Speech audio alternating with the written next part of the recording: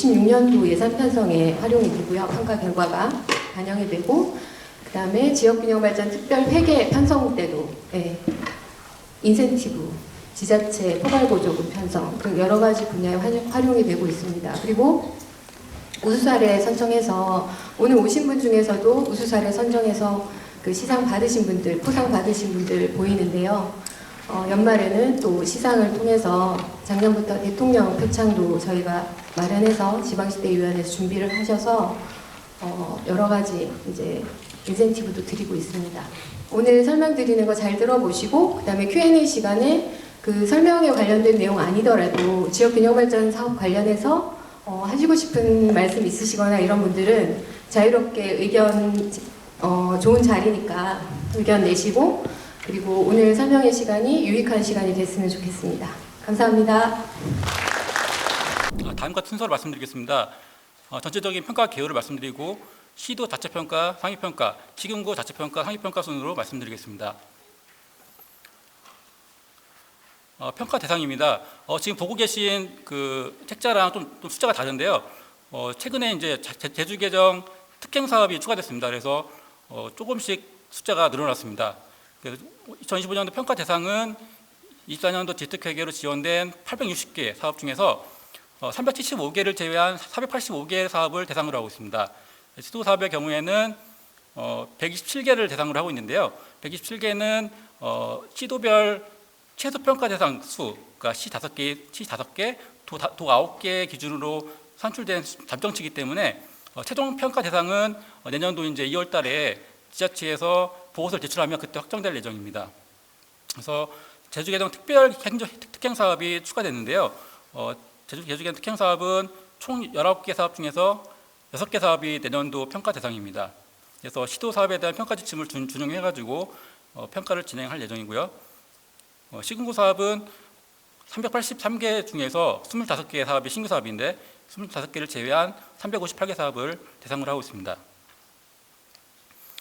평가 방법입니다. 시도 사업과 시군구 사업 모두 지자체 자체평가 후에 지방시대위원회 상위평가 순으로 진행됩니다.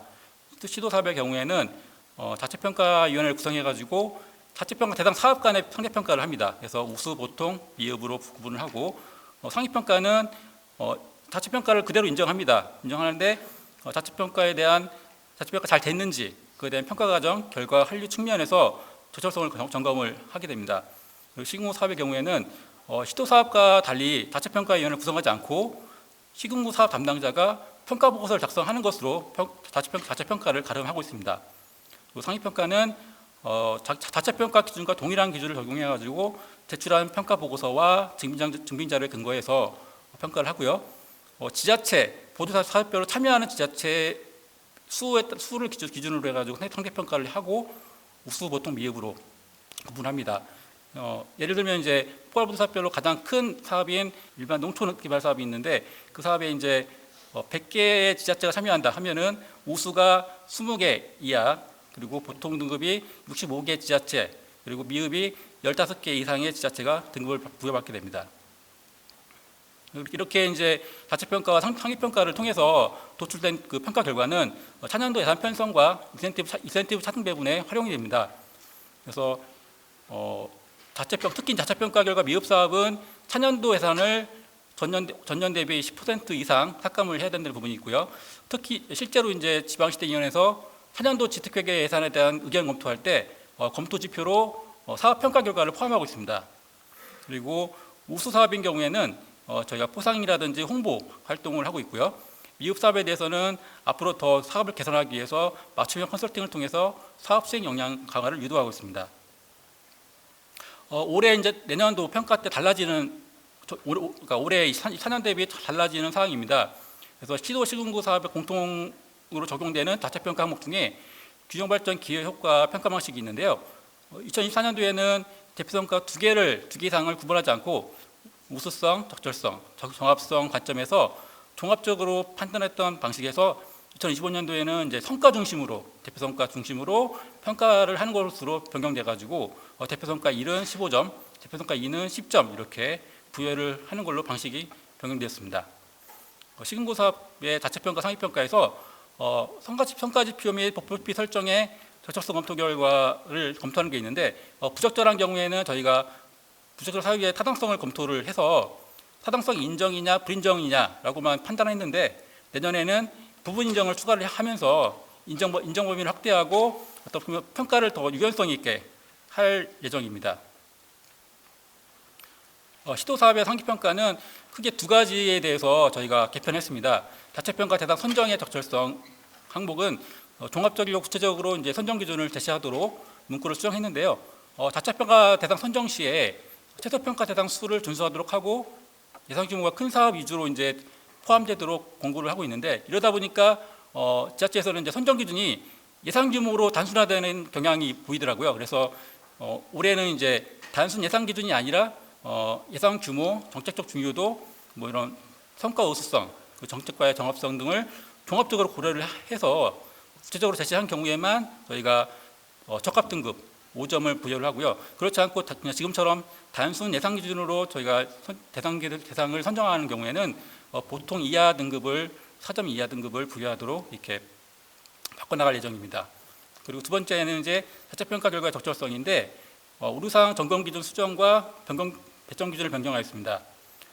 2024년도에는 우루상 점검 기준이 5가지 있는데요. 그중에서 두 번째 항목을 삭제했습니다. 삭제한 이유는 저희가 이 미흡 등급 부여받은 사업이 각 시도에서 정책적으로 주요한 사업이냐 그거를 평가위원이 판정하기에는 좀 어려운 부분이 있었습니다. 그래서 이 부분을 삭제를 하고 대신에 이제 대규모 사업 우수 등급에 대해서 적절하게 검토했는지 어떤 전략적 요구를 하는데 그런 왜곡이 없었는지를 검토해가지고 필요성이 있어서 그걸 추가를 했고요. 그리고 5개 중에서 이제 3, 4번을 그 1, 2번으로 옮겼는데 이제 3, 4번 항목이 평가 과정이라든지 평가 운영 그리고 사업 성과에 대한 전반적인 어떤 그 검토가 필요한 부분이라서 먼저 검토될 필요가 있어서 순서상 1, 2번으로 옮겼고요. 그리고 배점 기준도 저희가 올해는 이제 5개 중에서 몇 개를 충족하냐, 그렇죠. 어떤 정당적인 평가를 했다면 2025년도에는 자체평가 결과 적정성을 위원회에서 종합적으로 토론하고 그 토론한 어떤 일치된 결과를 평가하는 그런 정성평가로 이렇게 바꾸어 나갈 예정입니다. 그래서 평가 세분 일정은 저희가 12월에 지자체에 이제 확정된 지침을 통보드리면 12월부터 2월까지 지자체에서는 자체평가를 하고요. 보고서를 작성한 다음에 시도평가 총괄 담당자분한테 제출하시면 시도평가 담당자분께서는 시도사업과 시군구사업 전체를 취합하셔가지고 저희 나비스 시스템에 업로드하시면 되겠습니다. 기간은 2월 7일부터 2월 3일까지고요. 업로드하시면 저희가 3월부터 1차 상위평가, 2차 상위평가를 통해서 저희가 평가 결과를 확정해서 통보해드리고요. 지금까지 이제 본격적으로 이제 저희가 시도사업, 시군구사업 자체평가와 상위평가에 대한 설명을 드리겠습니다. 먼저 시도 자체평가입니다. 아까 말씀드렸듯이 시군구사업 같은 경우에는 사업 담당자가 자체평가 보고서를 자체 작성하는 것으로 자체평가를 가름했는데 시도사업 같은 경우에는 꼭 자체평가위원회를 구성을 해야 됩니다. 자체평가는 분과위원회, 이시청위원회, 총괄위원회 순으로 진행이 되고요. 분과위원회는 이제 분과별 포괄포도 사업에 대한 추진 실적을 평가를 해서 사업 담당자한테 결과를 통보해드리고 그다음에 최소 4일간의 이인청 기간을 부여를 합니다. 그래서 사업 담당자가 받아서 사업 내용 결과에 대해서 이의가 있다 하면은 이의청을 할 수가 있고요. 그래서 이의청된 사업들을 모아서 이의청위원회를 열어서 해당 내용에 대해서 재검토를 하게 됩니다. 그리고 마지막으로 총괄위원회에서는 각 분과위원회와 이의청위원회에서 올라온 어떤 평가 결과에 대해서 검토 확인해가지고 최종 등급을 부여를 합니다. 이때 이의청위원회를 생략할 수가 있는데요. 그때는 이제 전체 평가 대상 사업 중에서 이의청 수가 50% 이하인 경우에는 이의청위원회를 열지 않고 총괄위원회에서 이의청 내용을 같이 검토할 수가 있습니다. 그러면 각 위원회에 대해서 다시 한번 설명드리겠습니다. 분과위원회는 한 개 분과에서 다양한 분야를 진행하는 것에 대해서 어떤 전문성이 약화될 우려가 있기 때문에 한 개가 아니라 3개 내외 분과위원회를 구성하도록 하고 있고 분과별로 4명 이상의 민간위원회로 구성하도록 하고 있습니다. 그래서 평가위원 선정할 때는 총 5개 기준이 있는데 위에 3개는 전문성 관련된 항목이고요. 밑에 2개는 공정성 관련 항목입니다. 그래서 해당 분야 전문성을 강화시키기 위해서 해당 분야 실무 경력 10년 이상, 연구 경력 5년 이상 전문가, 대학의 조교수 이상 전문가를 선정하도록 하고 있고, 그리고 지방시대위원회 위원이 자체평가위원으로 10% 이상 포함하도록 하고 있고, 그리고 그 문과 내에 있는 포괄보조사 관련된 분야의 전문가를 골고루 배분하도록 하고 있습니다. 그래서 사업 관련 전문가가 1명 이상 꼭 포함되도록 그렇게 해주셔야 됩니다. 그리고 공정성 확보를 위해서 해당 시도 이해관계자, 출연연구원이라든지 산학계 종사자분들이 과반수 이하로 참여하도록 제한하고 있고요. 그리고 한 분과 내 동일 소속기관 위원이 구성되지 못하도록 이렇게 하고 있습니다. 그리고 이의시청위원회는 이의시청된 사업의 평가를 진행하였던 분과위원회 위원 중에서 최소 4명 이상이 참여하는데요. 예를 들면 이제 이의시청 사업수가 2개고 A분과 1명, A분과 1개, B분과 1개라고 하면 A분과에서 2명 위원, B분과에서 2명 위원 해서 총 4명 위원이 선정되도록 이렇게 하고 있습니다. 그리고 이게 밑에 게 중요한 부분인데 평가 결과를 통보를 하고 나서 충분하게 사업 담당자가 내용을 검토해가지고 이의를 제기할 수 있도록 근무일수 기준 최소 4일간의 이의청 기간을 부여를 해주셔야 됩니다. 그리고 총괄위원회는 분과위원장 중심으로 하되 필요시 이제 민간 전문가를 추가해가지고 최소 4명, 5명 이상으로 구성하도록 하고 있고요. 분과위원회와 이의청위원회의 결과를 검토 확인해가지고 최종적인 점수 등급을 부여를 합니다. 이때 이제 분과위원회에서 올라온 게 좀 수용하기 어렵다 할 경우가 있습니다. 그래서 수용하기 어려운 그런 어떤 타당한 사유가 있으면 분과위원회에 재검토를 요청할 수 있습니다. 시도 자체평가 대상 사업 선정 기준인데요. 그러니까 시도별 최소 평가 대상 수, 그러니까 시 5개 이상, 도 9개 이상을 준수하는 것이 가장 중요하고, 아래 4가지 세부 기준을 고려해가지고 대상 사업을 선정을 할 필요가 있습니다. 그래서 20억 이상의 예상 규모가 큰 사업이 우선 평가 대상에 포함되도록 하되, 단순 예상 기준이 아니라 아까 말씀드렸던 예상 규모, 정책적 중요도, 정합성, 그다음에 성과 우수성 등을 종합적으로 고려해가지고 선정 기준을 구체적으로 제시를 할 필요가 있습니다. 그리고 타 회계 사업에서 넘어온 그 어떤 지특 회계 사업인 경우에는 신규가 아니라 계속 사업 기준으로 평가를 해주셔야 되고요. 그리고 2024년도에 그 시대에서 최초로 신설된 사업이라든지 인건비, 행정운영비 성격의 사업은 평가 대상에서 제외를 합니다. 그래서 이건 선정 예시를 보여주고 있는데요. 예시와 같이 예산뿐만 아니라 성과 우수성이라든지 정책적 정합성, 그리고 지속적인 성과 관리 필요성, 정책적 중요도, 이렇게 예산뿐만 아니라 종합적인 어떤 요소를 고려해서 대상 사업을 선정을 하는 예시를 좀 보여주고 있습니다. 참고로 이제 특별한 사유가 아니면 20억 이상의 사업은 평가 대상으로 선정을 해주셔야 되고요. 20억 이상인데 이건 또 제외하고 싶다 하면은 그거는 좀 사유를 좀 달아주시면 좋을 것 같습니다. 이 평가 등급에 대해서는 아까 말씀드렸듯이 상계평가를 적용해서 이렇게 자치평가를 진행한 포괄보조 사업 수 기준으로 우수, 보통, 미흡을 부여합니다. 그래서 시 같은 경우에는 5개 정도 되고 도 같은 경우는 9개 되기 때문에 이렇게 정도 준수하면 될 것 같고, 특히 이제 여기서 미흡 사업이 2개 이상 도출되는 게 있는데요. 자체평가 대상 수가 11개 이상이다 하면은 미흡 사업이 2개 이상 도출이 됩니다. 그래서 이제 시도 사업에 대한 자체평가 기준입니다. 그래서 사업 기획, 사업 집행, 사업 성과 부문으로 이렇게 평가를 하고요. 부문별로 지표가 하나씩 있고, 그다음에 지표별로 점검 항목이 2개씩 있어서 3개 부문, 3개 지표, 6개 점검 항목으로 구성이 되어 있습니다.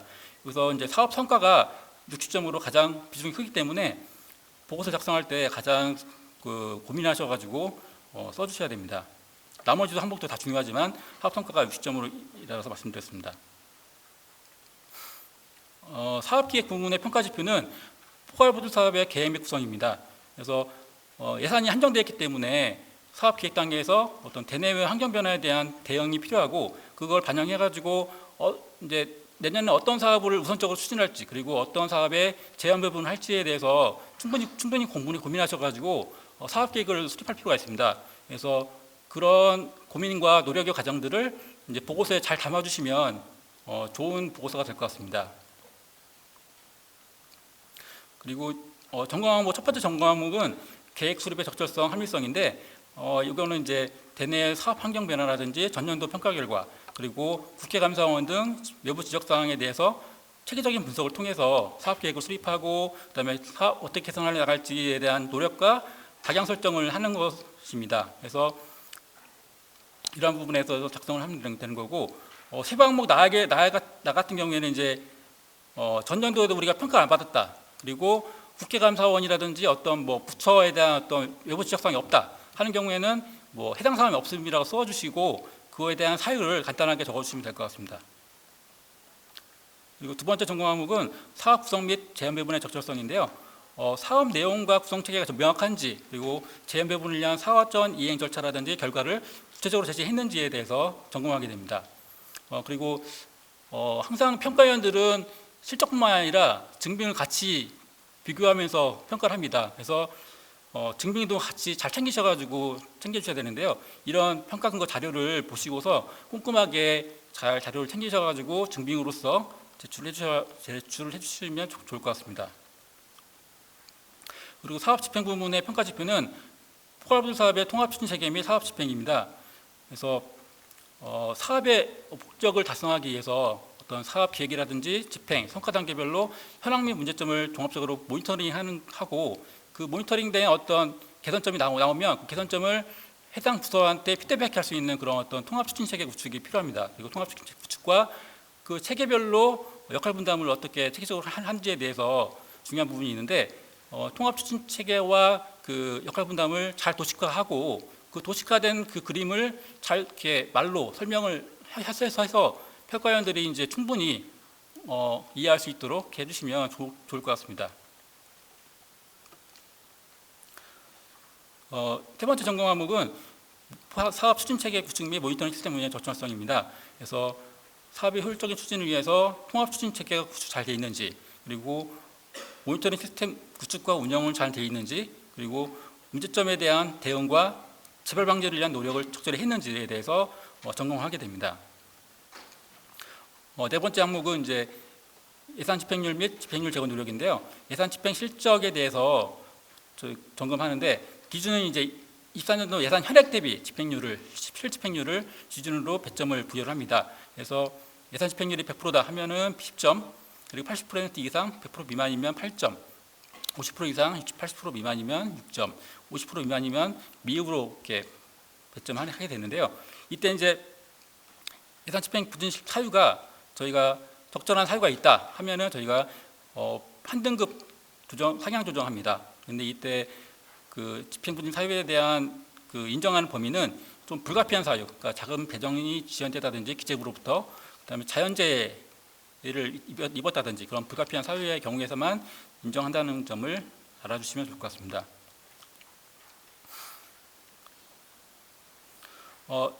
사업 성과 부분의 평가 지표입니다.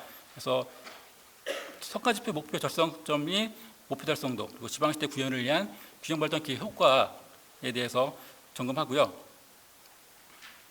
성과 지표 목표 달성성은 시도사업 같은 경우에는 거의 10개월에 걸쳐서 작년 10월부터 올해 7월까지 성과 계획서를 수립하는 과정이 있습니다. 그래서 성과 계획 수립 과정에서 적절성을 충분히 검토를 해서 올해 같은 경우에는 이제 모든 지표가 다 적절로 검토가 됐고요. 그리고 배점 기준은 성과 지표 개수에 따라서 배점을 하는데 두 개인 경우에는 18점, 17점, 세 개인 경우에는 12점, 12점, 11점, 네 개인 경우에는 9점, 9점, 9점, 8점 이렇게 해서 35점이 되도록 이렇게 지표를 배점을 하고요. 지표 1인 경우 지표 1은 만족도, 그러니까 공통 지표에 해당되고요. 지표 2는 핵심 지표, 사업의 어떤 목표 달성을 위해서 핵심이 되는 지표가 되겠고요. 지표 3, 4는 그 자율지표입니다. 자율지표. 그래서 자율적으로 지자체에서 지표를 정하는 건데 핵심 지표는 아니지만 사업 목표 달성에 필요한 지표입니다. 그래서 이렇게 구성을 하면 되겠고요. 주의할 점은 지표별로 이제 이런 사유에 해당될 경우에는 0점이라든지 최하점을 부여받을 수 있습니다. 그래서 주의를 하셔야 되는데 지표가 0점이 되는 경우에는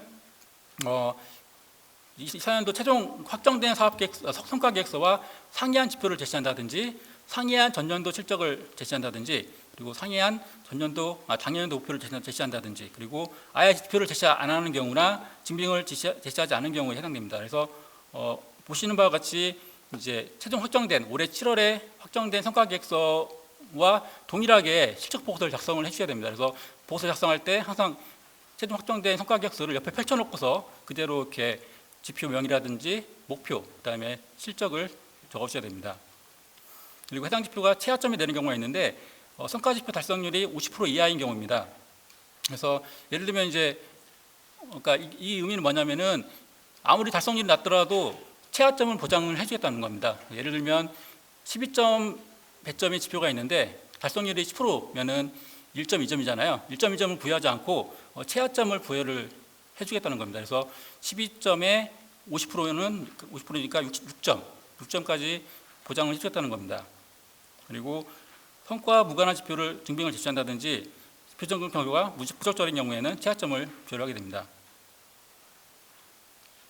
그리고 성과 지표 수에 따라서 배점 산식을 예시를 보여주고 있는데요.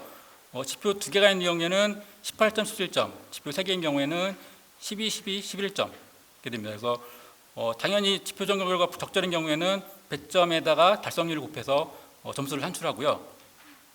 지표 점검 결과가 부적절이라든지 증빙이 미흡하다든지 하면 최하점을 부여를 합니다. 그래서 배점의 50%를 부여를 하고요.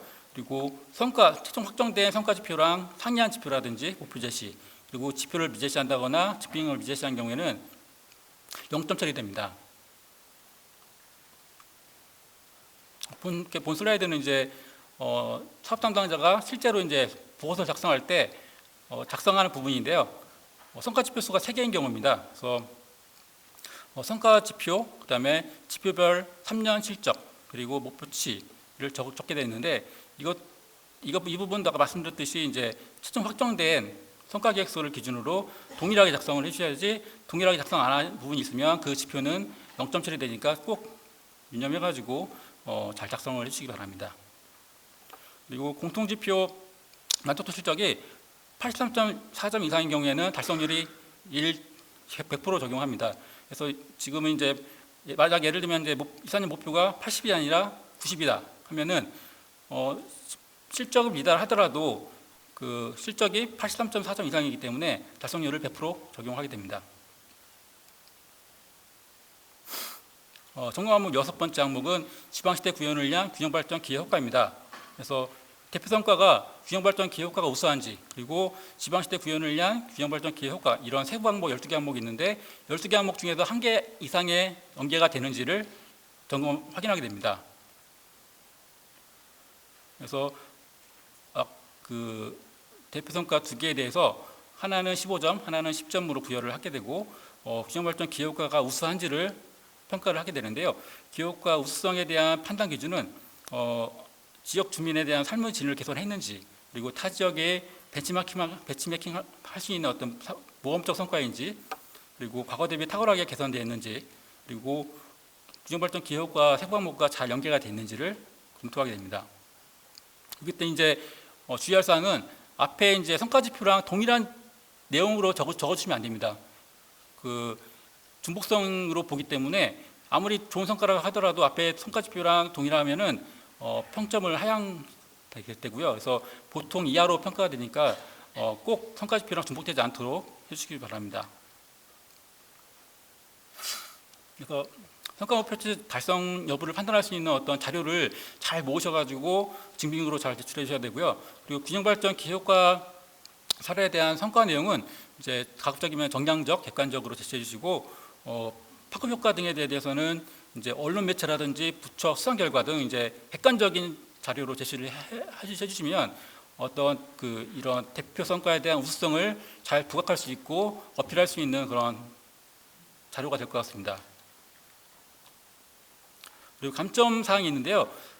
시도 평가 총괄 담당자가 이제 지정해 놓은 어떤 지정일까지 탑 담당자가 그 자료를 제출하지 못하면은 감점을 3점 있으니까 꼭 그냥 유의하셔가지고 기한 내에 제출해 주시기 바랍니다.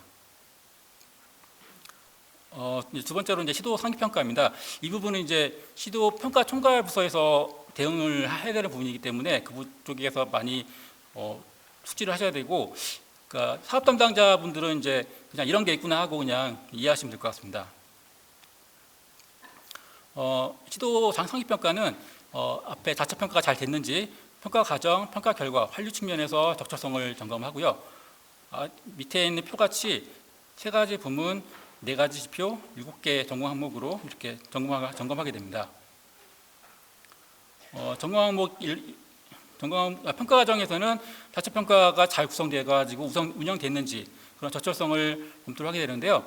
아까 설명드렸듯이 이제 분과위원회 구성이라든지 평가위원 선정이 잘 지침대로 잘 이루어졌는지를 점검하게 됩니다. 그리고 자체 평가 운영이 잘 적절하게 운영됐는지에 대해서 종합적으로 점검해서 판단하게 됩니다. 그리고 평가 결과에서는 평가 대상 선정 그리고 평가 등급 배분이 잘 적절하게 이루어졌는지를 점검하게 되는데요. 아까 설명드렸던 자체 평가 대상 수, 그러니까 시 5개,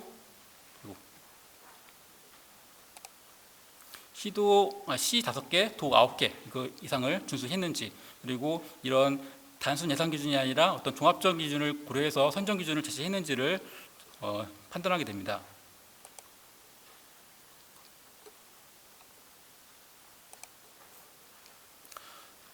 그리고 자체 평가 결과의 적절성에서 이제 전체적으로 이제 자체 평가를 진행하면서 평가 과정이라든지 평가 운영 그리고 평가 결과에 오류사항이 없는지 그걸 종합적으로 판단하게 되는데, 오류사항 점검 기준에 따라서 평가 과정이라든지 평가 운영 그리고 사업 성과에 대한 전반적인 오류사항을 점검을 하게 되고요.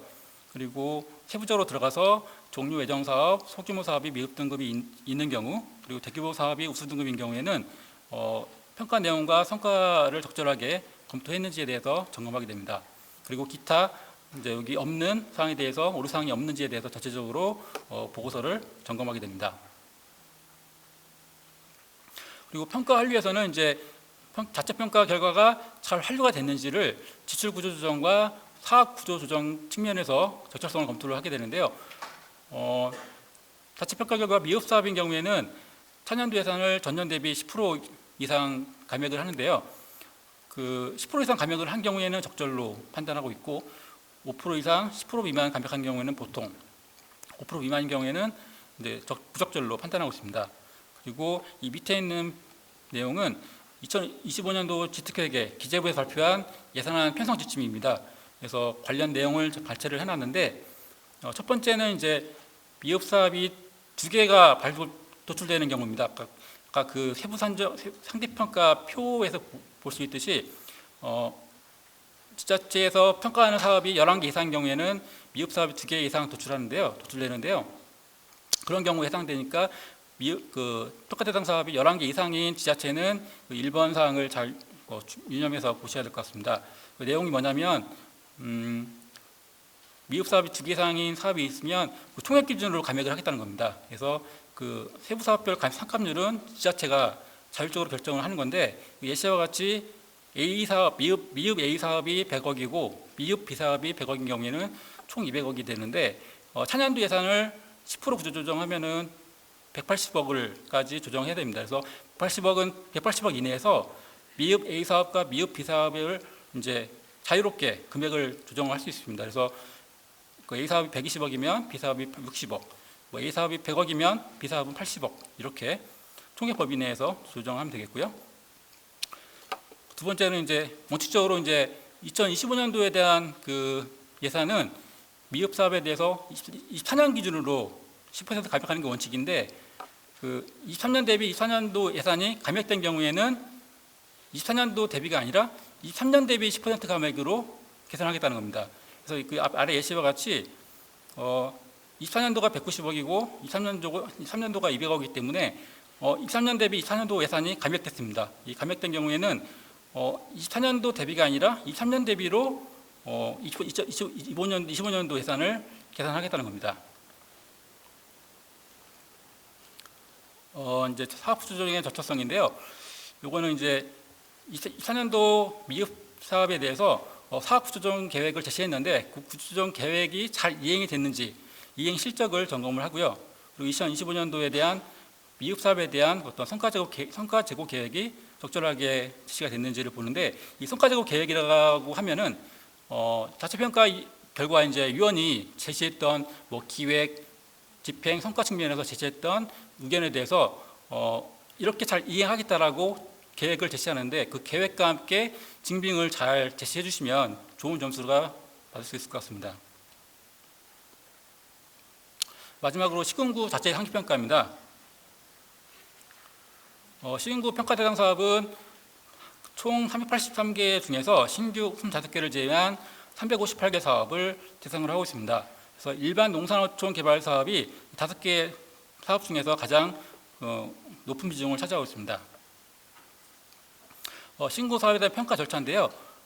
자체평가는 아까 말씀드렸듯이 자체평가위원회를 구성하지 않고 그 사업 담당자가 보고서를 작성해가지고 시도 총괄 담당자한테 제출하면 시도 총괄 담당자는 그 해당 시도의 시군구 사업 전체를 취합해가지고 나비스 시스템에 제출하게 됩니다. 그래서 제출된 어떤 보고서와 증빙 자료를 기초로 해가지고 평가자문단에서 상위평가를 하게 되는데, 상위평가는 이제 상대평가를 통해서 우수, 보통, 미흡으로 이렇게 배분하게 됩니다.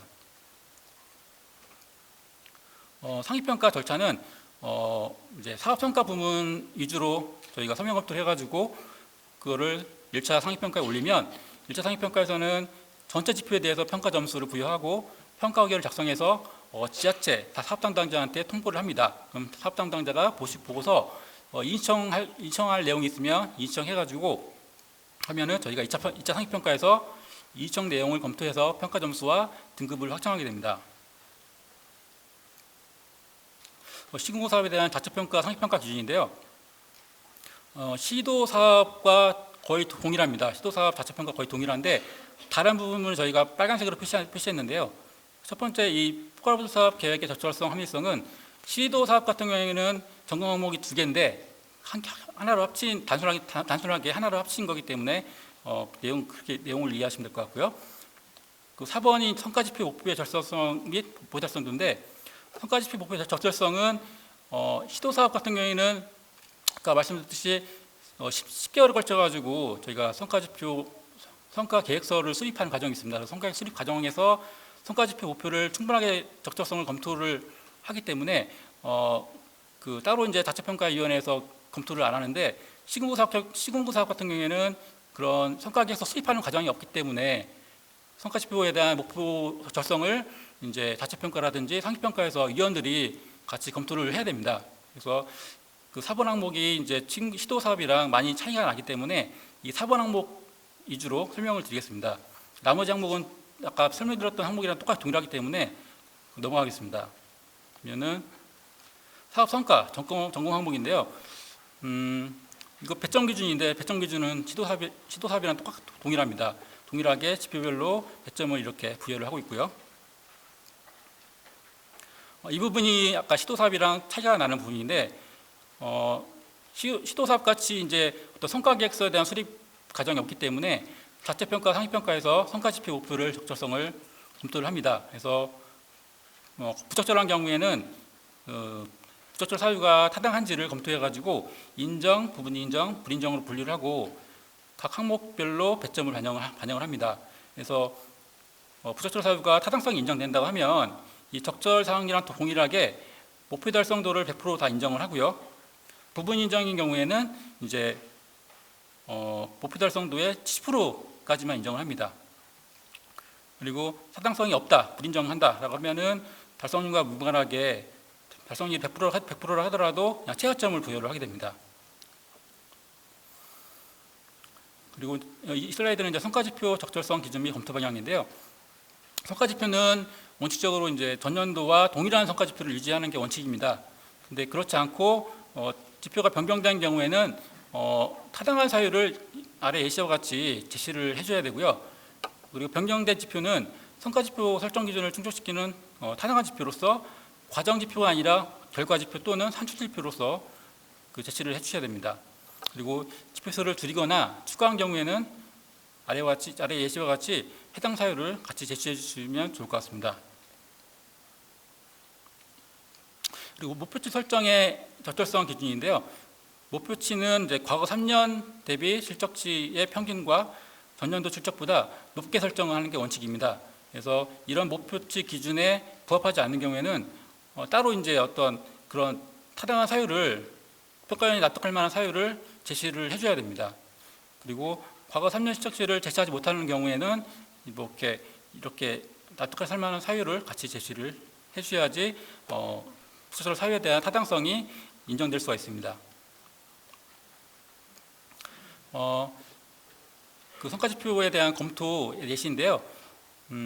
성과지표 수가 3개이고 만족도 같은 경우에는 이제 실적 3년도 그 성과지표에 대한 성과지표도 이렇게 적절하고 목표도 적절해서 이제 배점 곱하기 달성률 해서 이렇게 12점이 나온 거고, 이용자 수 같은 경우에는 성과지표는 적절한데 목표가 부적절한 경우입니다. 그래서 3년 평균이라든지 전년도 실적보다 상향을 해야 되는데 그렇지 못한 경우이기 때문에 목표의 적절성이 부적절한 경우인데, 부적절하지만 그 부적절 사유에 대한 그 타당성을 검토를 해보니 부분적으로 인정이 돼서 목표 달성도의 70%를 인정을 한 경우입니다.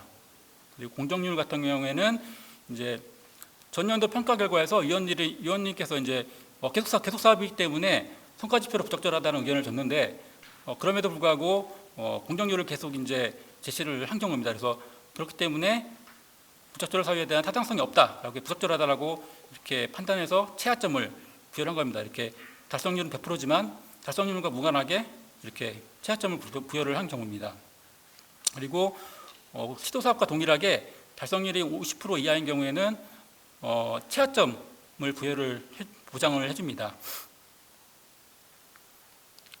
뒤에 내용은 저희가 이제 시군구 사업이랑 동일하기 때문에, 아까 앞에 시도사업 동일하기 때문에 이제 다음 설명드리는 이제 보고서 작성 방법에서 또 다시 한번 설명드릴 거기 때문에 이상으로 발표를 마치고요. 두 번째 발표를 진행하겠습니다. 포괄보조사업 추진실적 보고서 작성에 대한 가이드를 설명을 드리겠습니다. 이 설명 내용은 실제로 포괄보조 사업을 담당하시는 분께서 작성하실 보고서에 대한 그런 작성 가이드입니다. 그래서 내용이 상당 부분 앞서 설명해 주신 거랑 좀 중복이 되긴 했는데 복습하신다고 생각하고 그렇게 들어주시면 될 것 같습니다. 그래서 이제 시도 사업과 시군구 사업이 이제 보고서 명칭이 조금 다릅니다. 그래서 시도 사업은 이제 추진 실적 보고서라고 하고 있고요. 안 들려요? 예.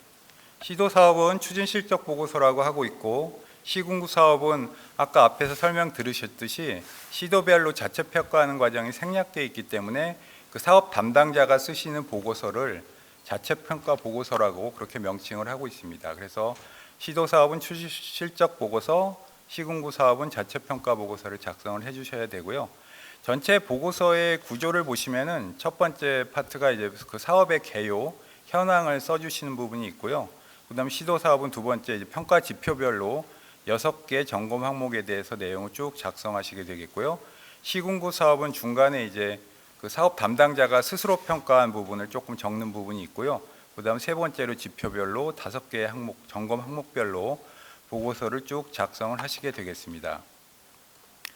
그래서 이제 세부 내용별로 보면 첫 번째가 이제 포괄보조 사업의 개요 부분 작성인데요. 요것은 이제 보고서 도입부에 해당하는 내용이라서 사업을 그 평가하시는 분한테 소개한다라는 그런 느낌으로 그 내용을 작성을 해주시면 되겠습니다. 그래서 여기에는 사업 예산, 그 다음에 그 사업의 목표, 그 다음에 이제 당해년도에 뭐를 중점적으로 추진 목표를 삼았었는지 이런 내용을 이제 작성을 하시게 되는데요.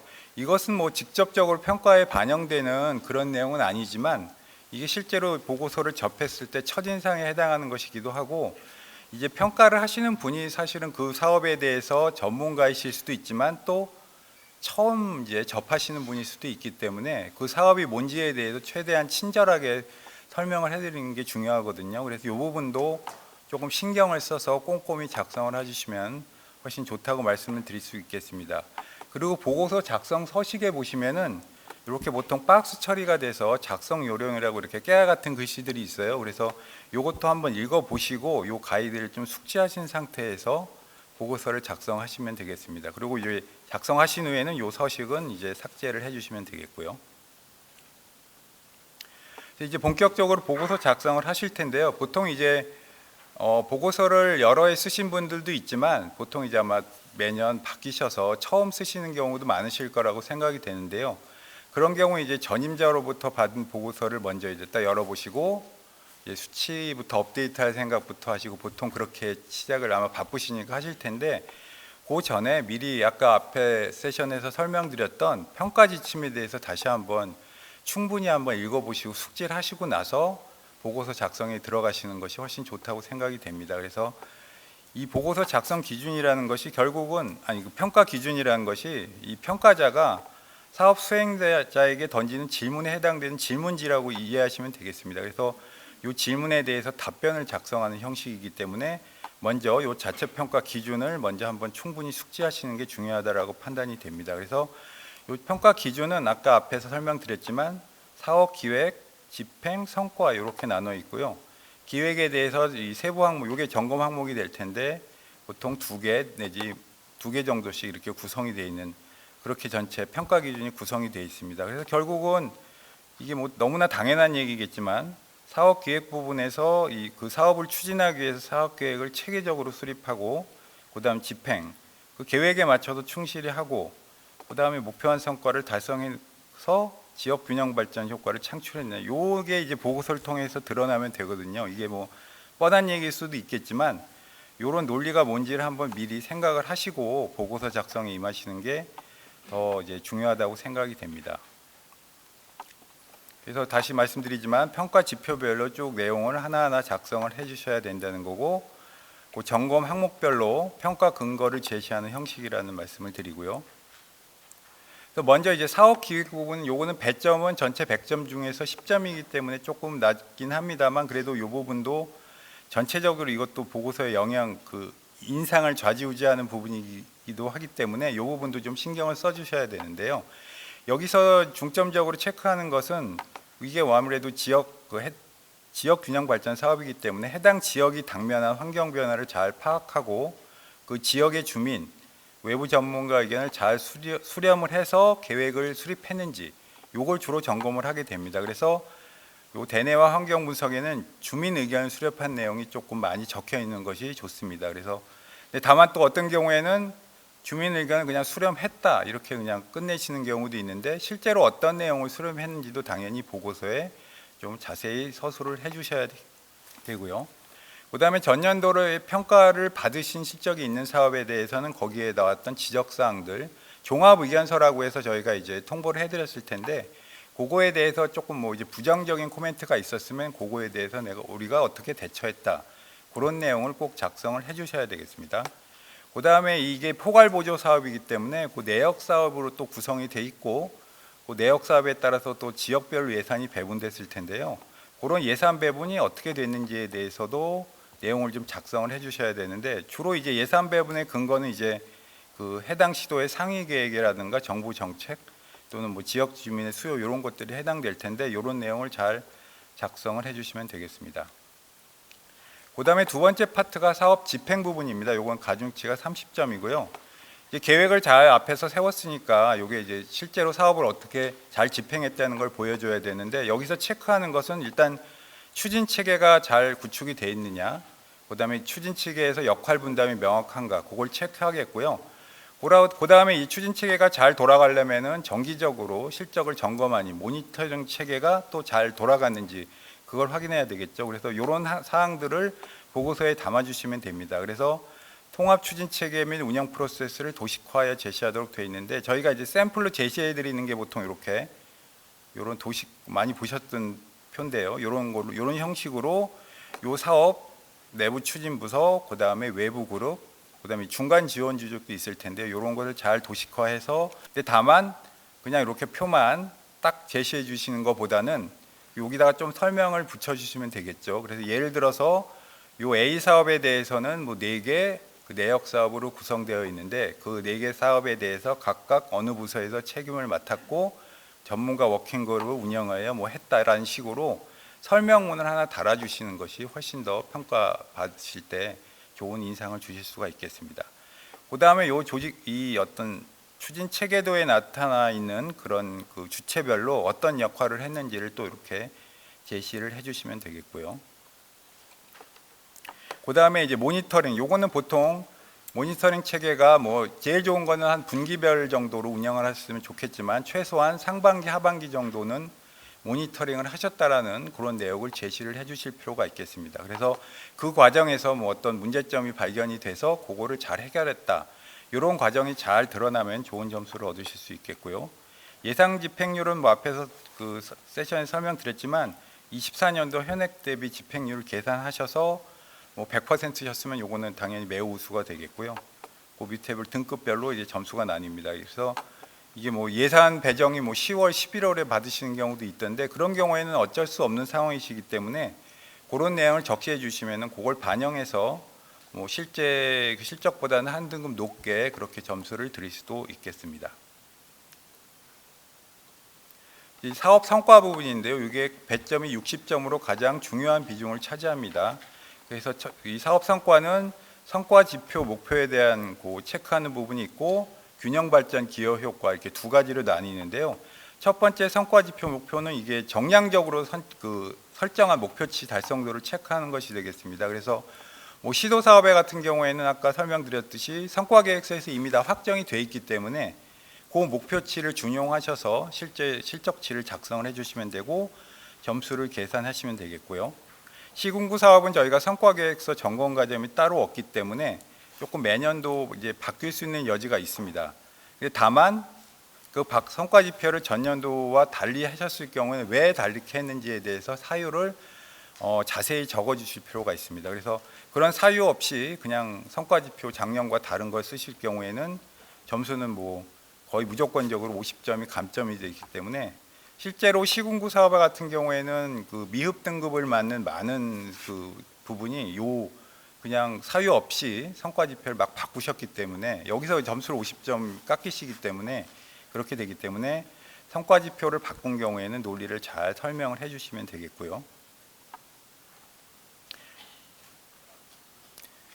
그리고 목표치 같은 경우도 저희가 기본적으로 드리는 가이드는 최근 3년 실적 중에서 이제 평균보다 높아야 되고 전년보다는 높게 그렇게 목표치를 설정하시도록 그렇게 가이드를 드리고 있습니다. 그래서 이런 가이드를 충족시키셨을 경우에 그냥 하시면 되지만 실제로 뭐 사업 내용이 많이 바뀌기도 하고 이런 여러 상황 때문에 목표치가 이렇게 높게 잡기 어려우신 경우도 있어요.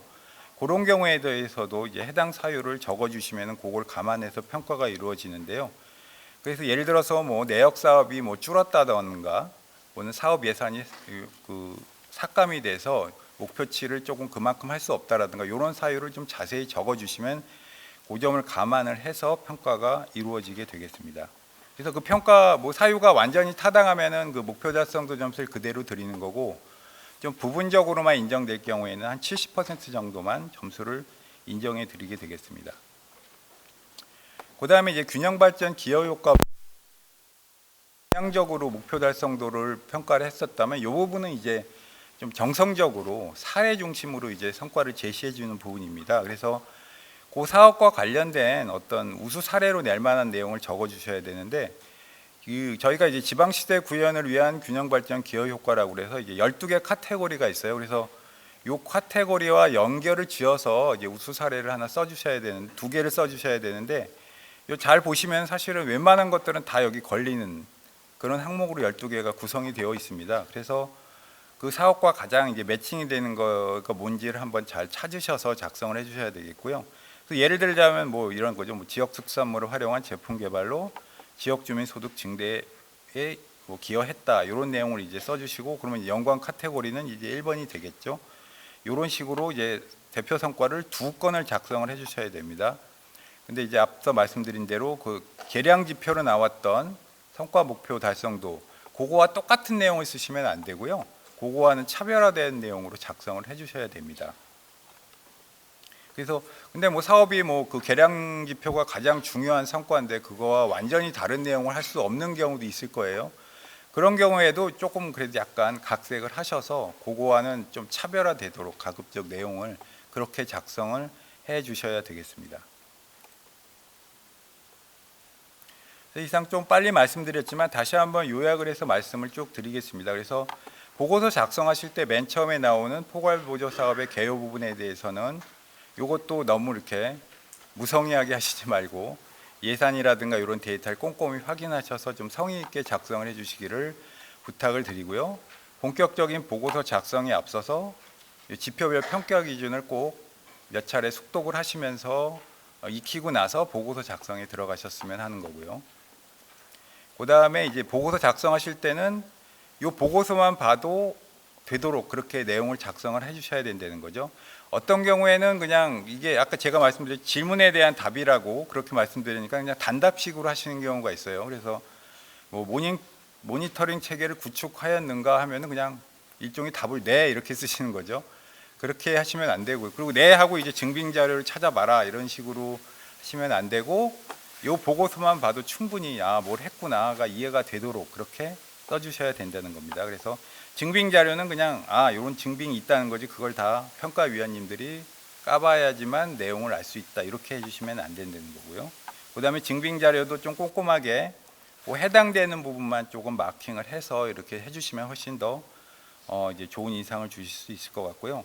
그 다음에 저희가 보고서 서식에서 막 꾸미기를 열심히 하실 필요는 전혀 없지만 그럼에도 불구하고 또 이제 먹기 좋은 그 떡이 뭐 맛있어 보인다고 실제 보기 좋은 떡이 맛있다고 이제 좀 강조하고자 하는 부분이라든가 이런 거에 대해서는 좀 강조 표시는 해주시면은 훨씬 좋습니다. 물론 이렇게 이걸 하시라 그러면 또 뭐 꾸미기 작업에 너무 하시는 경우도 있지만 최소한의 정도 꾸미기 작업은 하시면은 훨씬 더 좋다는 거고요.